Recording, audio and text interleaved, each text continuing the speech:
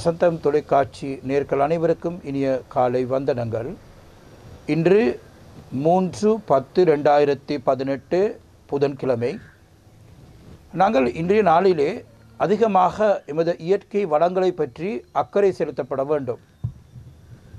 அது காரணம் என்னவென்றால், இப்பொழுது எமது பிரதேசங்களிலே மாத்திரமல்லாமல் அதிகமாக மழை பெய்து வருகின்றன.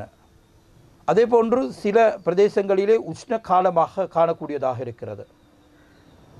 அந்த வகையிலே நாங்கள் எமது இயற்கை வளங்களை அதிகமாக பாதுகாத்து கொள்ளக்கூடிய கடமை எங்களுக்கு இருக்கின்றது என்பதையும் நாங்கள் அதிகமாக சிந்திக்கப்பட வேண்டும். இல்லாவிட்டால் எங்களுக்கு பாதிப்பு அதிகமாக முன் செல்ல வேண்டிய வாய்ப்பு இருக்கிறது. அதே போன்று சில இடங்களிலே பார்த்தாலும் நீர் வசதி இல்லாமல் போய்விடும். அதே போன்று நாங்கள் இந்த வாழ்கின்ற பிரதேசங்களிலே எடுத்துக்கொண்டாலும் கூட அதிகமாக உஷ்ண காலம் காணக்கூடியதாக இருக்கிறது. மழை பெய்ததும் மிக குறைவாக இருக்கிறது. ஆனால் பல பிரதேசங்களிலே மழை பெய்தாலும் கூட டெங்கு நோய் பரவலாகிய ஒரு பிரதேசமாக சில பிரதேசங்கள் காணக்கூடியதாக இருக்கின்றது. அதே போன்று நோய் பரவலாகிய கூடிய பிரதேசங்களாக காணக்கூடியதாக இருக்கிறது. அதுக்கு காரணம் நாங்கள் தான். உதாரணமாக நீர்வளம் அதே அதிகமாக நாங்கள் பாதுகாத்து கொள்ளக்கூடியவர்களாக இருக்கவில்லை என்பதை எனது அவா. அதனால் அதிகமாக நாங்கள் இயற்கை வளங்களை பற்றி அக்கறை செலுத்தப்பட வேண்டும். அப்படி இல்லாவிட்டால் அதிகமாக பாதிப்புகளை வர சேரக்கூடிய வாய்ப்பு எங்களுக்கு இருக்கிறது. அது மாத்திரமல்ல, நாங்கள் நிச்சயமாக அது கவனமாக எடுத்துக்கொண்டால் நிச்சயமாக எங்களுக்கு ஒரு சுவாசிக்கக்கூடிய நல்ல பிரதேசமாக இயற்கையாக அமைய முடியும். இல்லாவிட்டால் நாங்கள் இன்னும் நோயாளிகளாக மாறக்கூடிய வாய்ப்பு இருக்கிறது. அந்த வகையிலே நீங்கள் இன்றைய நாளிலே அது அக்கறை செலுத்தப்பட வேண்டும். புத்த பெருமாள் அப்படி அக்கறை செலுத்தக்கூடிய ஒருவராக இருந்தார். அந்த வகையிலே நாங்கள் இந்த எமது இயற்கை வளங்களை அதிகமாக பாதுகாத்து கொள்ளக்கூடியவர்களாக பேணி பாதுகாத்து கொள்ளக்கூடியவர்களாக நாங்கள் இருக்க வேண்டும். ஆனால் சில இடங்களிலே பார்த்தாலும் கூட அந்த இடங்கள் மிக சுத்தமாக இல்லாவிட்டால் காரணமாக அந்த பிரதேசங்களிலே வாழ்கின்ற மக்களை பற்றியும் அந்த நோய்வு அதிகமாக பரவலாக கொண்டு அவங்கள் வைத்தியசாலையிலே சத்திர சிகிச்சை மாத்திரமல்லாமல் அந்த சிகிச்சை அடையக்கூடிய வாய்ப்பு அவங்களுக்கு அதிகமாக காணக்கூடியதாக இருக்கின்றது. அதுக்கு காரணம் நாங்கள் தான். நாங்கள் அது மிகவும் அவதானமாக எமது சுற்றுச்சூழலை பற்றி அக்கறை செலுத்தப்பட வேண்டுமாக இருந்தால் எங்களுக்கு எந்த விதமான பாதிப்புகளை இல்லாமல் வாழக்கூடிய வாய்ப்பு இருக்கிறது. ஆனால் சிலர்கள் தமது அன்றாட வாழ்க்கையிலே பயன்படுத்தக்கூடிய சில பொருட்களை வீதிகளை வீசப்பட்டு அதே போன்று நீர்களுக்கு வீசப்பட்டு அவங்கள் அது செய்ய தவறான காரணத்தினால் அதிகமாக எமது நாட்டிலே வாழ்கின்ற மக்களுக்கு அதிகமான நோய்வுகளை பரவக்கூடியதாக காணக்கூடியதாக இருக்கின்றது. அது தவறு செய்கிறது? நாங்கள் தான். அதுதான் நாங்கள் சிந்திக்க வேண்டும். நாங்கள் ஒரு சுகமாக வாழ வேண்டும் என்று அதிகமாக அக்கறை செலுத்தப்பட வேண்டும். இல்லாவிட்டால் எங்களுக்கு சந்தோஷமாக வாழ முடியாது. அடிக்கடி வைத்தியசாலைக்கு அடையக்கூடிய வாய்ப்பு கிடைக்கும். அந்த வகையிலே நாங்கள் இது மிகவும் அக்கறை செலுத்தப்பட்டு இன்றைய நாளிலே நீங்கள் உங்கள் சுற்றுச்சூழலை இயற்கை பற்றி அதிகமாக அக்கறை செலுத்தப்பட்டு நீங்கள் சந்தோஷமாக வாழ வேண்டும் என்று கூறி புத்த பெருமானினுடைய ஆசீர்வாதத்தையும் உங்களுக்கு கிடைக்க வேண்டும் என்று கூறி உங்களிடமிருந்து விடைபெறுகின்றேன். நன்றி, வணக்கம்.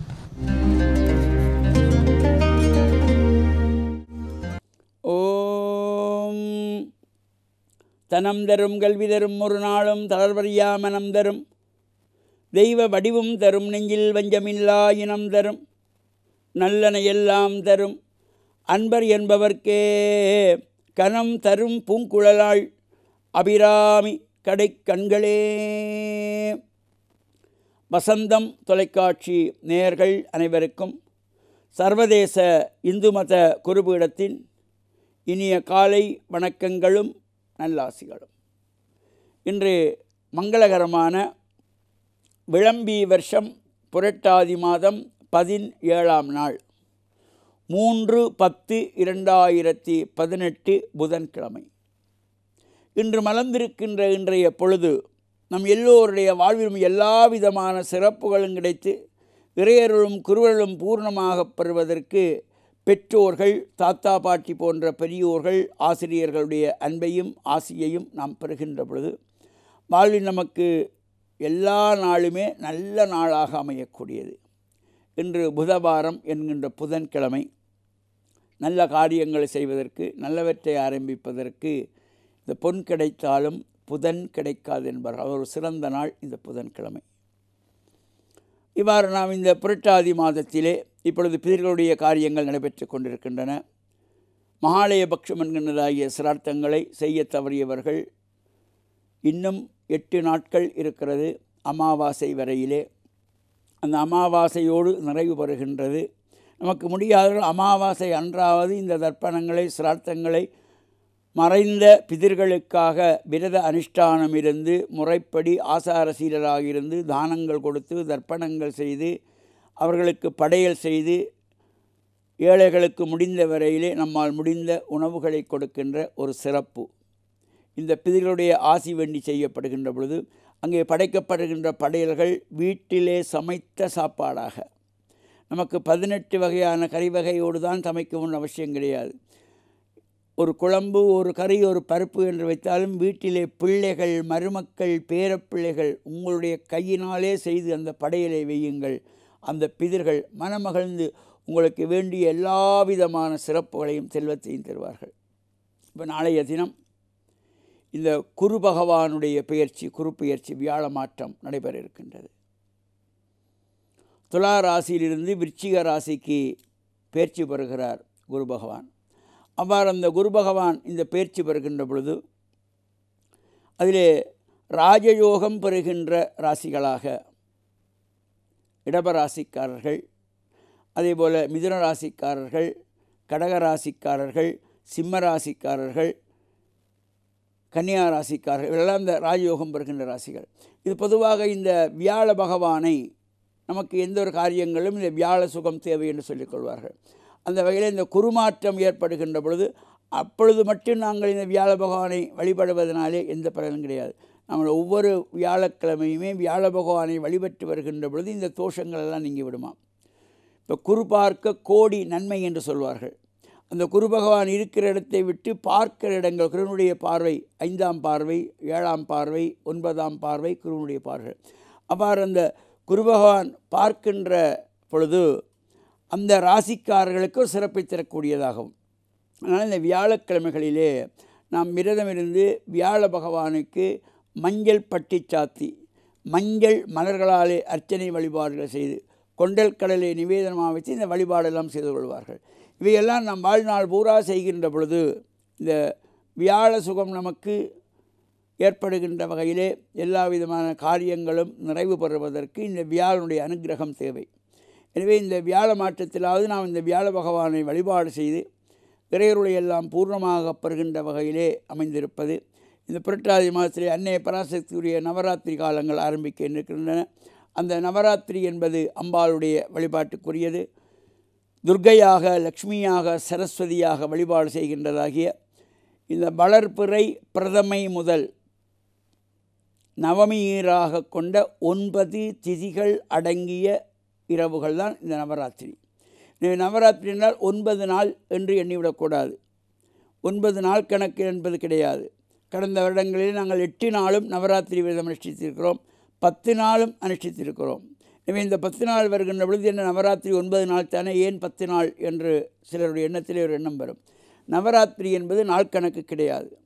9 திதிகள், பிரதமை, துதியை, திருதியை, சதுர்த்தி, பஞ்சமி, சஷ்டி, சப்தமி, அஷ்டமி, நவமி என்கின்ற 9 திதிகளும் அது 8 நாளுக்குள்ளே 9 திதிகள் வருகின்ற பொழுது 8 நாளாக வரும். 10 நாளுக்கு விரிவடைகின்ற பொழுது 10 நாளாக வரும். ஒரு திதி 2 நாட்களுக்கு நின்றால் ஒரு நாள் கூடவாக வரும். ஒரு நாளிலே 2 திதிகள் நின்றால் ஒரு நாள் குறைவாக 8 நாள் ஆகிவிடும். எனவே நவராத்திரி என்பது 9 நாட்கள் என்பது கிடையாது, 9 திதிகள் அடங்கிய நாட்கள் தான் அந்த நவராத்திரி. எனவே அந்த நிகழ்வும் நடைபெற இருக்கின்றது. அவற்றில் நாம் கலந்து இறையருளை பூரணமாக பெற்று மண்ணில் நல்ல வண்ணம் வாழ வசந்தம் தொலைக்காட்சி நேயர்கள் அனைவருக்கும் சர்வதேச இந்து மத குருபீடத்தின் சார்பில் நல்லாசிகளை கூறிக்கொள்வதில் மனமகிழ்வு கொள்கிறோம். சர்வே ஜனாஹாம் சிகினோ பவந்து சமஸ்த சன்மங்களானி சந்து. சுபம். பிஸ்மில்லாஹிர் ரஹ்மானிர் ரஹீம். அல்ஹம்துலில்லாஹி ரப்பில் ஆலமீன். வஸ்ஸலாத்து வஸ்ஸலாமு அலா ரசூலில்லாஹ் வ அலா ஆலிஹி வ ஸஹ்பிஹி வ மன் தபியஹும் பி இஹ்சானின் இலா யௌமித்தீன். அம்மா பாத். வசந்தன் டிவியின் ஆராதனை நேயர்களே, அஸ்ஸலாமு அலைக்கும் வரஹ்மத்துல்லாஹி வபரகாத்துஹு. இன்று அதிகமான மனிதர்கள் நிம்மதியற்ற ஒரு வாழ்க்கையை வாழ்ந்து கொண்டிருக்கின்றார்கள். அவர்களிடத்தில் எல்லா விடயங்கள் இருந்த பொழுதிலும் கூட நிம்மதி என்ற அந்த உணர்வு இல்லாமல் வாழ்ந்து கொண்டிருக்கின்றார்கள்.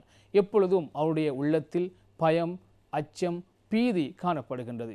உண்மையில் நிம்மதியான வாழ்க்கை அவர்களுக்கு தேவை என்றால் எங்களிடத்தில் மிக முக்கியமாக காணப்பட வேண்டிய ஒரு விடயம்தான் அன்பு. அந்த அன்பையும் பாசத்தையும் நேசத்தையும் நாங்கள் மற்றவர்களோடு பரிமாற வேண்டும். மாற்றமாக எங்களிடத்தில் மாத்திரம் நாங்கள் வைத்து கொள்ளக்கூடாது. அதே போன்று மற்றவர்கள் மாத்திரம் எங்களை நேசிக்க வேண்டும், எங்களோடு அன்பாக இருக்க வேண்டும், எங்களை அரவணைக்க வேண்டும் என்ற அந்த உணர்வு மாத்திரமன்றி, அந்த உணர்வோடு இருக்கின்ற அந்த சுயநலவாதிகளாக மாத்திரமின்றி நாங்கள் மற்றவர்களையும் நேசிக்க வேண்டும், நாங்களும் மற்றவர்களுக்கு கொடுக்க வேண்டும், நாங்களும் மற்றவர்களுக்கு அன்பளிப்புகளை வழங்க வேண்டும், அவர்களை அரவணைக்க வேண்டும் என்ற அந்த உணர்வு காணப்படுகின்ற பொழுதுதான் நிச்சயமாக நிம்மதியான வாழ்க்கை கிடைக்கும். எனவே இன்று இருக்கின்ற மிகப்பெரிய ஒரு பிரச்சனை தான், எங்களிடத்தில் உண்மையாக அன்பு இருக்கின்றது. வீட்டிலே தாய் மகனோடு அன்பாக இருக்கின்றார், தந்தை மகனோடு அன்பாக இருக்கின்றார், இன்னும் உறவினர்கள் எல்லோரோடும் அன்பாக இருக்கின்றார்கள். ஆனால் அந்த அன்பை வெளிப்படுத்த அவர்களுக்கு வருவதில்லை. ஒவ்வொருடைய மனதிலும் ஆடம்பரம், கர்வம், பெருமை இருந்தால் நிச்சயமாக அவர்கள் ஒருபோதும் நிம்மதியாக வாழமாட்டார்கள். அதே போன்று அன்பை வெளிக்காட்டவும் அவர்களுக்கு தெரியாது. வெட்க உணர்வின்றி வாழ்கின்ற மனிதர்களுக்கும் நிச்சயமாக அன்பை வெளிக்காட்டுகின்ற அந்த உணர்வு வரமாட்டாது. எனவே நாங்கள் அன்பை வெளிக்காட்டுகின்ற மனிதர்களாக, அன்பை பரிமாறுகின்ற மனிதர்களாக, மற்றவர்களை அரவணைக்கின்ற மனிதர்களாக மாறுகின்ற பொழுது நிம்மதியான வாழ்க்கை எங்களுக்கு கிடைக்கும். நிச்சயமாக அந்த அன்பு என்பது பல விடயங்களையும் மாற்றும். கருங்கல்லை கூட கசிய செய்கின்ற ஒரு விடயம்தான் அன்பு. எனவே அந்த அன்பை பரிமாறுகின்ற பொழுது நிச்சயமாக எங்களுக்கு நிம்மதியான வாழ்க்கை கிடைக்கும். ஃபுலால் என்ற ஒரு மனிதர் நபி ஸல்லல்லாஹு அலைஹி வஸல்லம் அவருடைய காலத்தில் இருந்தான். நபி ஸல்லல்லாஹு அலைஹி வஸல்லம் அவர்கள் மக்கா வெற்றியின் போது கஅபத்துல்லாவை வலம் செய்து கொண்டிருக்கின்றார்கள். சுற்றி வந்து கொண்டிருக்கின்ற நிலைமையில் அந்த ஃபுலால் என்ற மனிதன் அல்லாஹ்வுடைய தூதரை மிக கடுமையாக எதிர்த்தான். அவரை கொலை செய்ய வேண்டும் என்ற நோக்கத்தோடு ஒரு குருவாலை சட்டையில் மறைத்து அவரை பின்னால் தொடர்ந்து வந்திருந்தான். அந்த நேரத்தில் இந்த விடயத்தை அறிந்த ரசூலுல்லாஹி ஸல்லல்லாஹு அலைஹி வஸல்லம் அவர்கள் சொன்னார்கள், ஃபுலாலே, நீ தீய நோக்கத்தோடு என்னை சுற்றி வருகின்றாய் ஏன் என்று கேட்டார்கள். உடனே அந்த ஃபுலால் என்ற மனிதன் சொன்னான், நிச்சயமாக இல்லை, நான் இறைவனை நினைவு கூர்ந்துதான் இந்த கஅபத்துல்லாவை சுற்றி வருகின்றேன் என்று சொன்னான். உடனே அல்லாஹ்வுடைய தூதர் ஸல்லல்லாஹு அலைஹி வஸல்லம் அவர்கள் கையை தூக்கினார்கள். அந்த நேரத்தில் அவர் யோசித்தார், இவர் என்னை அடிக்கத்தான் போகிறாரோ என்று பயந்தார். உடனே அவர் கையை தூக்கி அவருடைய அந்த ஃபுலால் என்ற மனிதனுடைய நெஞ்சில் கை விரல்களை வைத்து, ஃபுலாலே, இறைவனை அஞ்சிக்கொள், இறைவனிடம் மன்னிப்பு கேள் என்று அல்லாஹ்வுடைய தூதர் சொன்னார்கள். அந்த மனிதன் உடனே அவனிடத்திலே அது ஒரு பெரும் மாற்றத்தை ஏற்படுத்தியது. அவன் இஸ்லாமிய மனிதனாக மாறுகின்றான். பின்னர் அவன் சொல்கின்றான், இந்த உலகத்திலே ஆக எனக்கு வெறுப்பான மனிதராக இருந்தால் அது அல்லாஹ்வுடைய தூதர் ரசூல் ஸல்லல்லாஹு அலைஹி வஸல்லம் அவர்களாகத்தான் இருந்தார்கள். ஆனால் இப்பொழுது இந்த உலகத்தில் நான் மிகவும் விரும்புகின்ற மனிதராக இருந்தால் அவர் இவராகத்தான் இருக்கின்றார் என்று அவர் சொல்கின்றார். அந்த நேரத்தில் ஒரு பெண்மணி கூப்பிடுகின்றார். அந்த பெண்மணியோடு இஸ்லாத்தை ஏற்க முன் தவறான ஒரு நடத்தையில் ஈடுபட்டு கொண்டிருந்த அந்த ஃபுலால் அந்த பெண்மணி கூப்பிட்ட உடனே அவர் சொல்கின்றார், விபச்சாரத்தை இஸ்லாம் ஹராமாக்கியிருக்கின்றது, அதனை நான் ஒருபோதும் செய்ய மாட்டேன் என்று சொல்கின்றார். எனவே பாருங்கள் அன்புக்குரிய நேயர்களே, இந்த அன்பும் இந்த நேசமும் ஒரு நிமிட அல்லது 2 நிமிட அன்பு எந்த அளவு தூரம் மாற்றத்தை இந்த மனிதனத்தில் ஏற்படுத்தியிருக்கின்றது, அவர் சுவனம் செல்வதற்கான வழியை காட்டி தந்திருக்கின்றது. எனவே அன்பு என்பது மிக பெரும் தாக்கம் செலுத்துகின்ற ஒரு விடயம். அதனை நாங்கள் மற்றவர்களோடு பரிமாறுகின்ற பொழுது நிச்சயமாக நிம்மதியான வாழ்வு இந்த உலகிலும் மறு உலகிலும் கிடைக்கும். அதற்கு அல்லாஹு தாலா எங்கள் அனைவருக்கும் அருள் பாலிப்பானாக என்று கூறி விடைபெறுகின்றேன். வஸ்ஸலாமு அலைக்கும் வரஹ்மத்துல்லாஹி வபரகாத்துஹு. கிறிஸ்துக்குள் பிரியமானவர்களே, புதியதொரு நாளுக்குள்ளாக வந்திருக்கிறோம். இந்த நாளிலும் கூட ஆண்டவர் உங்கள் ஒவ்வொருவரையும் நிறைவாக ஆசீர்வதிப்பாராக. இன்று அக்டோபர் மாதம் 3ஆம் தேதியில் நாங்கள் கால் பதித்திருக்கின்றோம். எனக்கு அருமையானவர்களே, இன்றைய நற்செய்தி பகுதியிலே இயேசுவை பின்பற்றிய 3 நபர்களை குறித்து சொல்லப்படுகிறது. இயேசுனுடைய வாழ்க்கையை, அவர் நெறியை, அவர் கொண்டு வந்த அந்த புதிய மார்க்கத்தை கடைப்பிடிக்க விரும்பிய 3 பேரை குறித்து இந்த நாள் நற்செய்தியில் சொல்கிறது.